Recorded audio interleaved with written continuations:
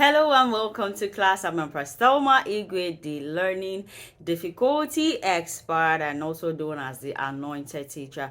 So today I'm welcoming you to class, and our first module is understanding learning difficulties.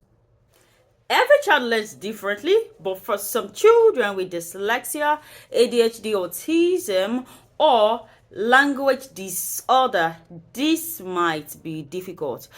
In this module, we'll be exploring different types of learning difficulties, their characteristics, and how to successfully support this type of learners.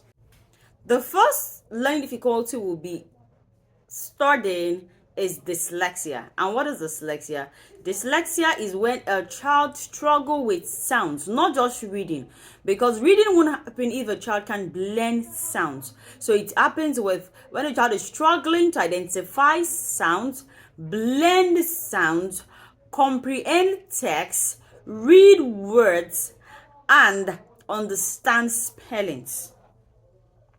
Because can you see that dyslexia goes beyond reading, though it is generally known as reading difficulty, and there are 7 types of dyslexia. So you go through the slide sense, and I'm going to give you a detailed explanation of every kind of dyslexia we have. I know most of you just know dyslexia is dyslexia. No, dyslexia comes in 7 types, and also there are support strategies to help a child with dyslexia. So number 1 is phonological dyslexia, which is also known as dysphonetic dyslexia. And this happens when a child or a learner struggles to break words into smaller units, as the phonemes, or they struggle with understanding the context that makes a word.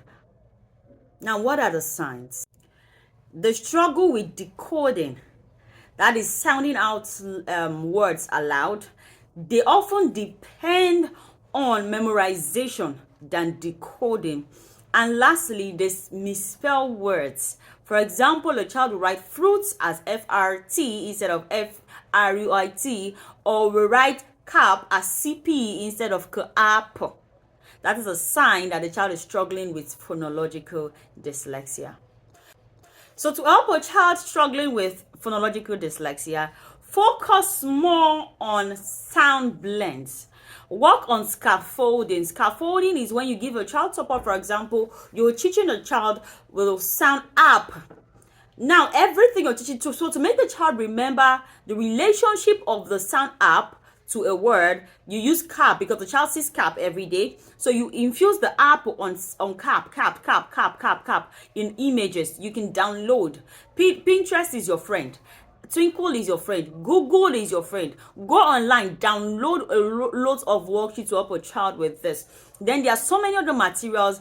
Building your own self materials, which is like a flip grid. The child flips one sound to blend the others. The child flips one to blend the others. And you can also use the child interest. Okay, the child, you notice that the child loves cars. Maybe the child is a boy. The child loves cars. Why don't you stick sound on the cars and tell the child to blend it together? Involve the child in loads of games. And then visuals. Visuals will help. Sticky notes is your friend if you're working with a child with phonological dyslexia.